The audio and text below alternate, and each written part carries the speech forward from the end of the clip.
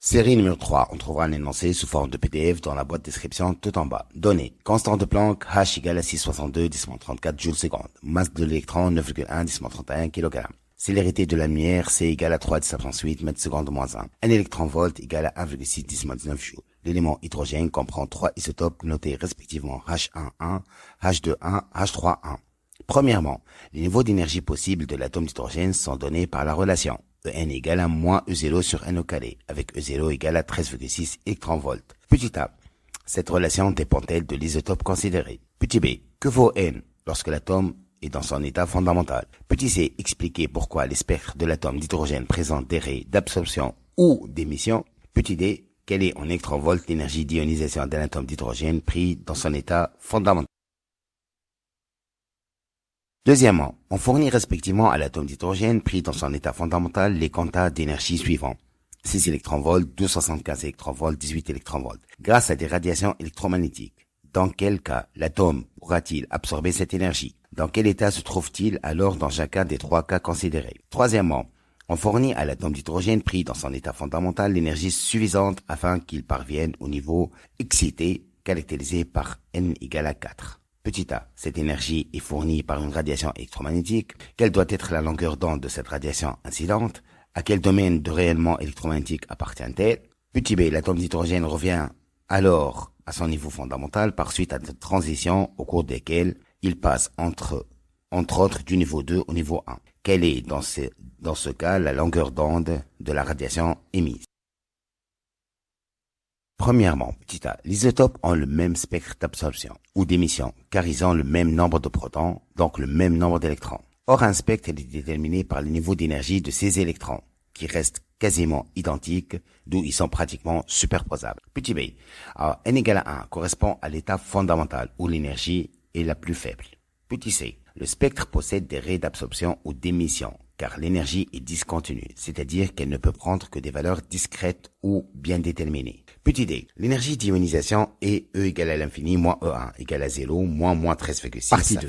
L'énergie du niveau de l'atome 13,6 d'hydrogène H est donnée par la relation En égale à moins 13,6 sur N au carré, avec En en électronvolts et N un entier non nul. Premièrement, représenter les 5 premiers niveaux d'énergie sur un diagramme échelle 1 cm 1 électronvolt. Deuxièmement, petit a, quelle est l'énergie minimale de l'atome d'hydrogène? Petit b, à quoi correspond-elle? Troisièmement, à quoi correspond l'énergie E égale à 0 électronvolts? Quatrièmement, l'analyse du spectre d'émission de l'atome d'hydrogène montre la présence des radiations de longueur d'onde.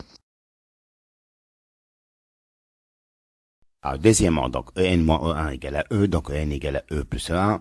Or, En égale à moins 13,6 sur N au carré, ça fait donc N au carré égale à moins 13,6 sur N, c'est-à-dire moins 13,6 sur E plus E1. Donc N, ça fait donc moins 13,6 sur 6 moins 13,6, donc ça fait 1,33, n'appartenant pas à une étoile, donc l'énergie n'est pas absorbée.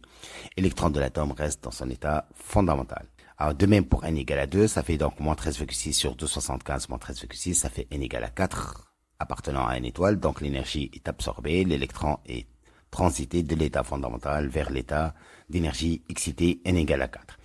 Alors, 18 électronvolts, donc est supérieur à 13,6 électronvolts, donc l'énergie est absorbée, l'atome est ionisé et l'électron est éjecté avec une énergie cinétique EC égale à 18 moins 13,6, ça fait donc 4,4 électronvolts.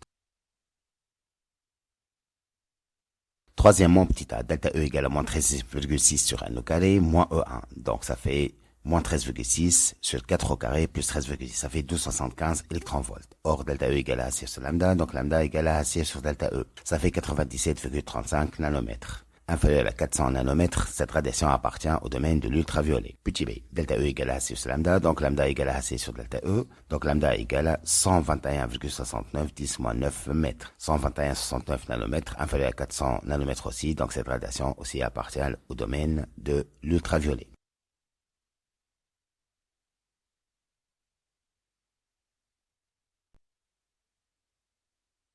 Exercice numéro 2. Dans le spectre de l'hydrogène, la série de Lyman est l'ensemble des radiations émises lors du retour de l'atome sur le niveau fondamental. Les valeurs En des énergies des divers niveaux sont données par la relation En égale à moins E0 sur N au carré. N étant un entier supérieur ou égal à 1, E0 égale à 13,6 électronvolts. Premièrement, petit a, calculer les énergies de niveau caractérisées par N inférieur ou égal à 5. Petit b. Représenter ces niveaux sur un diagramme d'énergie sans tenir compte de l'échelle. Petit c. Première étoile, quelle est l'énergie du niveau fondamental? Deuxième étoile, calculer l'énergie d'ionisation de l'atome d'hydrogène pris dans son état fondamental. D. Calculer la plus grande et la plus petite longueur d'onde des radiations de la série de Lyman.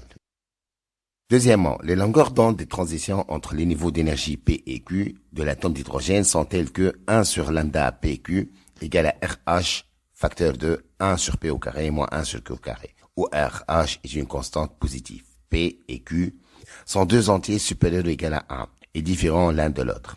Petit a. Établir l'expression littérale de la constante RH en fonction de C, H et E0. Petit b.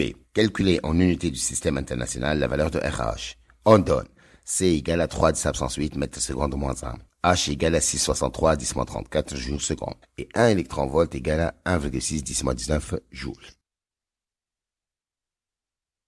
Réponse. Premièrement. Petit a. E1 égale à moins 13,6 sur 1 au carré. Ça fait moins 13,6 électronvolts.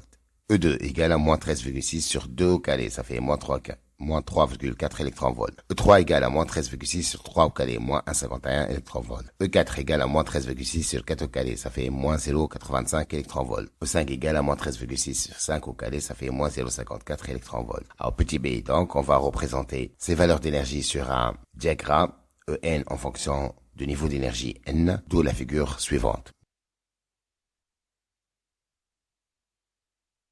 Petit c, donc, première étoile, l'état fondamental correspond à l'état d'énergie la plus faible, d'où l'énergie de l'état fondamental, et E1 égale à moins 13,6 électronvolts. Alors, l'énergie de l'ionisation, c'est E l'infini moins E1 égale à 0 moins 13,6, ça fait 13,6 électronvolts. Petit d, la série de Lyman, donc, pour n égale à 1, donc delta E égale à HC sur lambda, lambda égale à HC sur delta E, égale à HC sur En moins 1. Donc, pour trouver lambda max, on va trouver, donc, la plus petite transition, c'est-à-dire de E2 vers E1. Et pour trouver lambda min, donc on va chercher donc la plus grande transition, c'est-à-dire de E5 moins E1. Où lambda max égale à 121 nanomètres et lambda min égale à 95 nanomètres. Deuxièmement, petit a, EQ moins EP égale à HC sur lambda PQ. Donc 1 sur lambda PQ égale à EQ moins EP sur HC. On va remplacer donc chaque énergie par son expression. Ça fait donc moins E0 sur Q carré.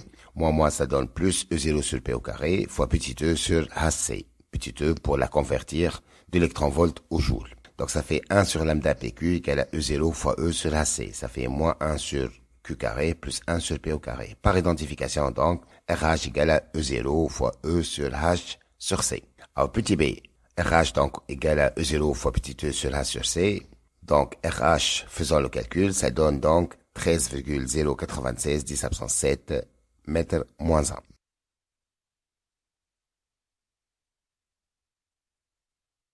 Exercice numéro 3. Niveau d'énergie de l'atome d'hydrogène. Alors, les niveaux d'énergie de l'atome d'hydrogène sont donnés par la relation En égale à moins 13,6 sur N au carré, où N est un entier non nul. Premièrement, évaluer en nanomètres les longueurs d'onde des relations émises par l'atome d'hydrogène lors des transitions. Petit a. Du niveau d'énergie E3 au niveau d'énergie E1, la longueur d'onde lambda 1. Petit b. Du niveau d'énergie E2 au niveau E1, longueur d'onde lambda 2. Petit c. Du niveau d'énergie E3 au niveau d'énergie E2, longueur d'onde E3. Deuxièmement, une ampoule contenant de l'hydrogène est portée à la température de 1800 Kelvin. Les atomes sont initialement dans leur état fondamental. Une lumière constituée de 3 radiations, de longueur d'onde lambda 1, lambda 2 et lambda 3, traverse ce gaz. Quelles sont les radiations absorbées par l'hydrogène contenues dans cette ampoule? Justifiez la réponse.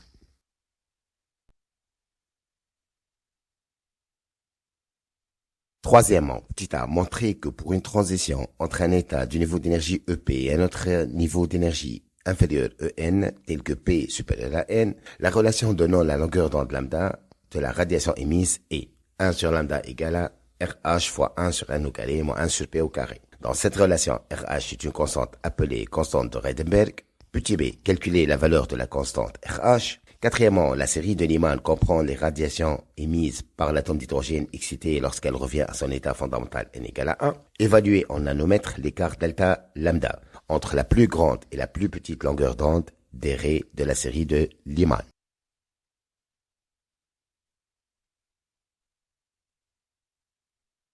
Réponse. Premièrement, petit a, delta E égale à HC sur lambda. Donc lambda égale à HC sur delta E. Égale à HC EN moins E1. Lambda max égale à donc HC sur E3 moins E1. Ça fait donc 6,62 10 moins 34 fois 3 10 absence 8 sur moins 1,51 plus 13,6. On va la convertir en joules, donc fois 1,6 10 moins 19 égale à 102 nanomètres. Alors petit b, delta E égale à HC sur lambda. Donc de même, lambda max égale à HC sur E2 moins E1. Ça fait donc 121 nanomètres.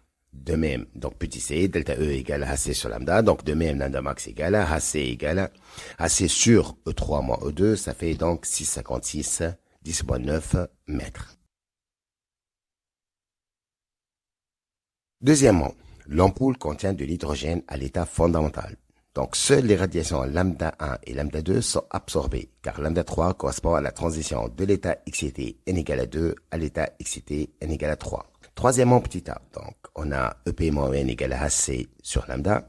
Donc 1 sur lambda égale à EP moins n sur HC. On va la convertir en joules et remplacer les expressions des énergies. Donc moins E0 sur P au carré plus E0 sur N au carré fois E. Donc 1 sur lambda égale à E0 fois petit e sur HC, facteur de moins 1 sur P au carré plus 1 sur N au carré. Par identification, donc, RH égale à E0 fois petit e sur HC. Petit b, RH égale à E0 fois petit e sur HC. Donc, la constante de Redenbeck égale à 1,096 10 à l'absence 7 mètres moins 1. Quatrièmement, la série de Lyman n égale à 1. Delta E égale à HC sur lambda. Lambda égale à HC sur delta E. HC sur En moins E1. Lambda max. HC E2 moins E1. Donc ça fait 6,62 10 moins 34 fois 3 10 absence 8 sur moins 3,4 plus 1 plus 13,6 fois 1,6 moins 19, ça fait 121 nanomètres. Donc lambda max pour la série de Lyman, ça fait 121 10 moins 9 mètres. Alors le lambda min, c'est HC sur E5 moins E1. Ça fait donc 6,62 10 moins 34 fois 3 10 absence 8 sur moins 0,54 plus 13,6 fois 1,6 moins 9. Ça fait 95 10 moins 9 mètres. Donc l'écart, c'est delta lambda égale à lambda max moins lambda min. Ça fait 121 nanomètres moins 5 nanomètres. Ça fait moins 95, nanomètres égale à 6 nanomètres.